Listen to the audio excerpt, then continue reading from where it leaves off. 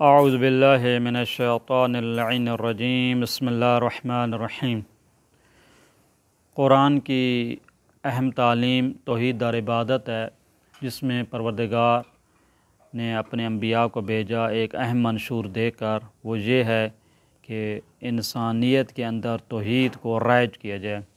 ایک اہم ترین جو توحید کا جو عنصر ہے اور توحید کی قسم ہے، وہ ہے عبادت میں توحید کا ہونا، یعنی پروردگار کی بندگی میں، پروردگار کی پرستش میں فقط اور فقط اسی کے سامنے سر تسلیم خم کیا جائے، اسی کے سامنے سر کو جھکایا جائے، اسی کے سامنے فروتنی کا اظہار کیا جائے، اس اعتقاد کے ساتھ کہ وہ ذات کیا ہے، ہمارے خالق، رب، مالک، نفع نقصان کا مالک وہی ہے، اسی کے ہاتھ میں ہے۔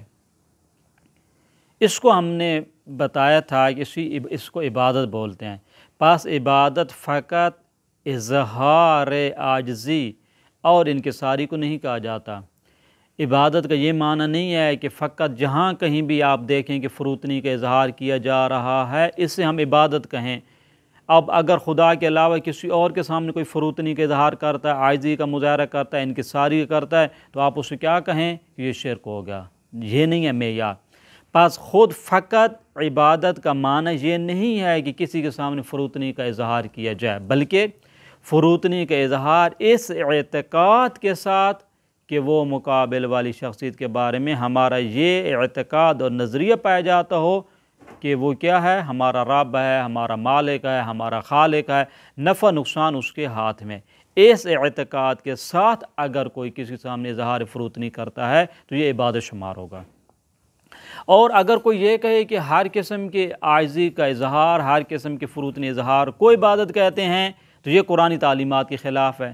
وہی خداوند کریم جس نے انبیاء کو بھیجا اس لیے تاکہ امت کے اندر لوگوں کی طرح عبادت میں انحصار کی تعلیم جائے، توحید اور عبادت کو، اسی ذات نے کیا فرمایا قرآن میں ہے، ان الشرک لظلم عظیم، سورہ لقمان آیت نمبر 13 میں خداوند کریم فرمایا کہ شرک بہت بڑا ظلم ہے۔ اسی طریقے سے قرآن میں کچھ ایسے نمونے ملتے ہیں کہ جہاں پہ ہمیں کچھ خدا کے علاوہ کچھ شخصیات کے سامنے اظہار فروتنی ملتا ہے، یا خود خداوند کریم نے کہا کہ ان کے سامنے اظہار عاجزی کرو، یا انبیاء کی سیرت میں کچھ ایسے ہمیں موارد ملتے ہیں۔ دیکھیں قرآن میں ایک مشہور قصہ ہے حضرت آدم علیہ السلام کا۔ سورہ بقرہ کی آیت نمبر 34 خداوند کریم فرماتا ہے وَإِذْ قُلْنَا لِلْمَلَائِكَةِ، جب ہم نے ملائکہ سے کیا کہا، اسجدوا لآدم، کہ آپ سب کے سب آدم کے سامنے جھک جاؤ، آدم کو سجدہ کرو، فسجدوا، سب نے سجدہ کیا۔ کس نے سجدہ کیا؟ حضرت آدم علیہ السلام، سب نے سجدہ کیا الا ابلیس، ابلیس نے سجدہ نہیں کیا، ابا واستکبر وکان من الکافرین، اس نے انکار کیا اور اس نے استکبار کا مظاہرہ کیا اور وہ کافرین میں سے ہو گیا۔ سورہ بقرہ آیت نمبر 34۔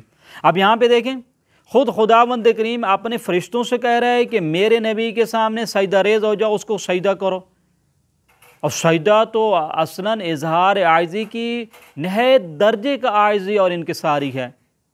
کیسے ممکن ہے کہ خداوند کریم نے اپنے نبی کے لیے کہا کہ انہیں سجدہ کرو؟ اسی طریقے سے حضرت یوسف کا قرآن کا مشہور جو واقعہ ہے، جس کو قرآنی تعلیم کے احسن القصص کہا گیا ہے، اس میں سورہ یوسف کی ابتدائی آیات میں خداوند کریم فرماتا ہے، حضرت یوسف علیہ السلام کیا عرض کرتے ہیں اپنے والد کو، یا ابت انی رأیت 11 کوکبا والشمس والقمر رأیتہم لی ساجدین، اے باؤ میں نے دیکھا کہ 11 ستارے اور چاند اور سورج مجھے سجدہ کر رہے ہیں۔ سورہ یوسف آیت نمبر 4۔ اس کی تعویل کیا ہے؟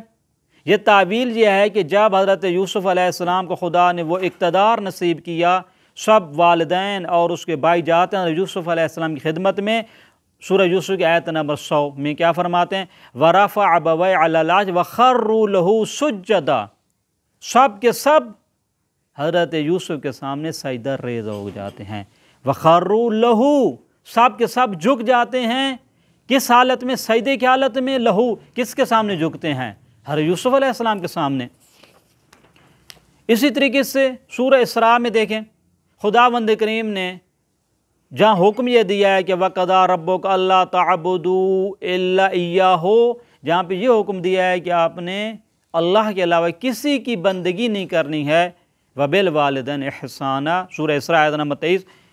24 نمبر آیت میں خداوند کریم کیا فرماتا ہے؟ وَاخْفِضْ لَهُمَا جَنَاحَ الذُّلِّ مِنَ الرَّحْمَةِ، حکم دے رہا ہے کہ آپ اپنے والدین کے سامنے مہر و محبت سے فروتنی کا اظہار کرو۔ کس کے سامنے؟ والدین کے سامنے۔ جناح الذل، یعنی اپنے ان پروں کو انکساری کے ساتھ مظاہرہ کرتے ہوئے مہر و محبت سے اپنے والدین کے سامنے انکساری کا مظاہرہ کرو، فروتنی کا مظاہرہ کرو۔ خوب سوال یہ پیدا ہوتا ہے کہ وہ ذات جس نے انبیاء کو بھیجا اس لیے کہ فقط اس کی پرستش کیجیے، اگر ہر قسم کی عاجزی کا اظہار کرنا، ہر قسم کے انکساری کے اظہار ہی کو عبادت کہا جاتا ہے، تو یہاں پہ ہمیں ملتا ہے کہ حضرت تمام فرشتے حضرت آدم علیہ السلام کو سجدہ کیا، حضرت یوسف علیہ السلام کو اس کے والدین اور اس کے بھائیوں نے سجدہ کیا۔ والدین کے بارے میں حکم ہے کہ ان کے سامنے نہایت ہی انکساری کا مظاہرہ کرو، ان کے سامنے انکساری کے ساتھ پیش آؤ۔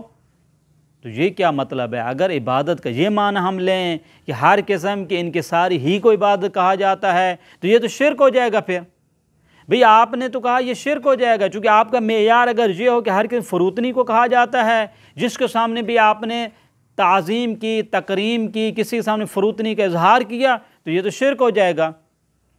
کیا خداوند کریم ہمیں شرک حکم دے رہا ہے؟ بعض لوگ کیا کہتے ہیں بھی یہاں پر اصل میں یہ ہے کہ خداوند چونکہ خدا کی اجازت سے ایسے ہوا ہے، خدا نے کہا کہ فرشتوں کو سجدہ کر لو، پاس صحیح ہے۔ اس کا مطلب ہے کہ شرک جناب علی دو قسم کے شرک ہو جائے گا، ایک شرک اچھا ہوتا ہے، ایک شرک برا ہوتا ہے۔ خدا کے سامنے والے شرک کون سا ہے؟ خدا کے مقابلے میں جہاں پہ خدا کی اجازت نہ ہو وہ والے شرک کیا ہو جائے گا؟ برا۔ اور جس کو خدا نے خود اجازت دی وہ شرک کون سا؟ وہ اچھا والا۔ یہ تو نہیں ہو سکتا۔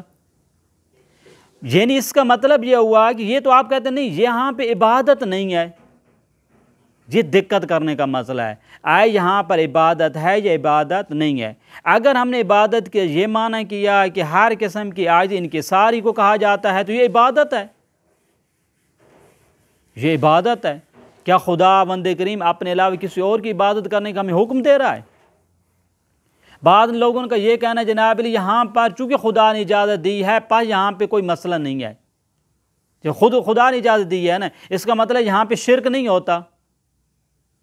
بھی سوال یہ پیدا آیا حکم جو ہے موضوع کو تبدیل کر دیتا ہے۔ میں مثال دیتا ہوں، اگر مثلا حکم یہ ملتا ہے کہ گالی گلوچ کسی کو دینا جائز ہو نہیں ہے، لیکن کہا گیا ہے کہ دشمنان اسلام، منافقین، کفار کو فاض کریں بھی گالی دینا کیا ہے؟ جائز ہے۔ یہ جو جواز کو حکم دیا جا رہا ہے کہ گالی دینا جائز ہے، اس کا مطلب ہے منافقین کو جو آپ گالی دیں گے وہ گالی نہیں ہے یا گالی ہے یا نہیں ہے؟ گالی تو ہے، اس کو آپ نے گالی کہا ہے منتہا، آپ نے کہا یہ ایسی گالی ہے جس کی خود شریعت نے ہمیں کیا دی ہے؟ اجازت دی ہے۔ اس کا مطلب یہ ہوا، نتیجہ یہ نکلا ہے کہ خود خداوند کریم نے دو قسمیں کار دی شرک کی، ایک شرک اچھا اور ایک شرک کیا ہو؟ برا۔ یہ تو نہیں ہو سکتا بھئی، شرک تو ایسا حکم ہے، اس کی جو قباحت ہے، اس کی جو منع کیا گیا، شرک ہمیشہ کے لیے حرام ہے اور جائز نہیں ہے، جس کے سامنے بھی ہو، چاہے شخصیت جون سے بھی ہو۔ یعنی حکم جو موضوع کو تبدیل ہو نہیں کرتا۔ یہاں پہ بہت ہی اہم نکتہ علمی اصطلاح میں سے کیا کہا؟ یہ تخصص ہے، نہ کہ تخصیص ہے۔ تخصص کا کیا مطلب ہے؟ کسی کے سامنے جھکنے کو، کسی کے سامنے عاجزی کا اظہار کرنے کو اصلاً عبادت نہیں کہا جاتا۔ اس وقت عبادت کہا جائے گا جب یہ اعتقاد ہو کہ ہم اسے اپنا رب سمجھ رہے ہوں، اسے مالک و خالق و رازق سمجھ رہے ہوں۔ اور یہ واضح سی بات ہے، فرشتوں کو حضرت آدم علیہ السلام کو سجدہ کرنا، فرشتے تو حضرت آدم علیہ السلام کو مالک و خالق نہیں سمجھ رہے تھے۔ حضرت یوسف علیہ السلام کے سامنے ان کے حضرت والد جو یعقوب علیہ السلام کا سجدہ کرنا تو ان خالق و مالک نہیں سمجھ رہے تھے۔ ہم بھی اپنے والدین کے بارے میں حکم دے دیا ہے کہ ان کے سامنے عاجزی انکساری کا مظاہرہ کریں، ہم انہیں اپنا والدین کو خالق و مالک نہیں سمجھتے ہیں۔ پس معیار یہ، اس معیار کو ذہن میں رکھنے، قرآنی تعلیمات کے مطابق معیار یہ ہوا کہ اس عاجزی انکساری کو عبادت کہا جائے گا جس میں یہ اعتقاد بھی ہو کہ جس کے سامنے ہم جھک رہے ہیں اس کے بارے میں یہ اعتقاد پایا جاتا ہو کہ وہ مالک ہے، خالق ہے، رازق ہے، نفع نقصان اس کے ہاتھ میں ہے۔ وگرنہ اگر ہر قسم کی عاجزی انکساری ہی کو آپ عبادت جانیں، اس کا مطلب یہاں پہ خداوند کریم اپنے غیر اللہ کی عبادت خود حکم اس نے دیا ہے، یہ تو نہیں ہو سکتا، یہ ایسا ممکن ہی نہیں ہے۔ آپ یوں تو نہیں کر سکتے، آپ کہتے ہیں یہاں پہ شرک کی 2 قسم بنا دیتے ہیں، اس کا نتیجہ یہ نکلے گا اگر آپ کہیں کہ اللہ تعالیٰ کی اجازت سے اگر وہ حکم خدا دے، اس کا مطلب وہ شرک جائز ہے، اور جہاں پہ پروردگار کی اجازت نہ ہو وہ شرک کیا ہے؟ ممنوع ہے۔ یہ تو قرآن کیا کر رہا ہے؟ ان الشرک لظلم عظیم، شرک تو بہت بڑا ظلم ہے، فار نہیں کرتا۔ بس ہمیں عبادت کی تفسیر میں غور فکر کرنا پڑے گا۔ قرآن کی آیات میں ٹکراؤ نہیں آتا۔ وہاں پہ جب انبیاء کا یہ پیغام تھا کہ آپ نے پیغام یہ دینا ہے کہ سب کو اللہ کی پرستش کے لیے بلانا ہے، وہاں پہ یہ نہیں ہو سکتا ایک نبی ایک دوسرے نبی کے سامنے سجدہ ریز ہو اور اسے ہم عبادت بھی کہیں۔ بس فقط سجدہ کسی کے سامنے کرنا، فقط جھکنا، فقط اظہار تواضع کرنا، انکساری کا اظہار کرنا، فروتنی کرنا، تذلل کا اظہار کرنا، اسے ہم عبادت نہیں کہتے، بلکہ یہ سارے مراحل جو ظاہری طور پہ اعمال انجام دے رہے ہیں، اس میں ایک بیک گراؤنڈ پہ ایک چیز ہونی چاہیے۔ وہ کون سا؟ وہ اعتقاد۔ وہ یہ اعتقاد ہو کہ ہم مقابل کے بارے میں آئے اس کو ہم ربوبیت، الوہیت، مالکیت، خالقیت کا بھی اعتقاد رکھتے ہیں یا نہیں رکھتے ہیں۔ اگر رکھتے ہیں تو یہ ہو جائے گی عبادت۔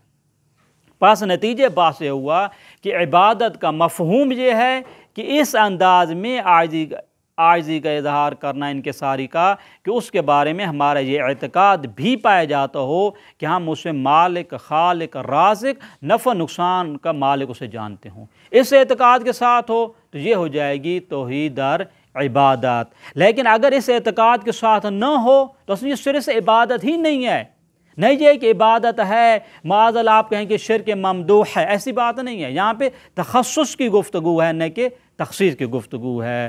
وصلی اللہ علی محمد وآلہ الطیبین الطاہرین المعصومین۔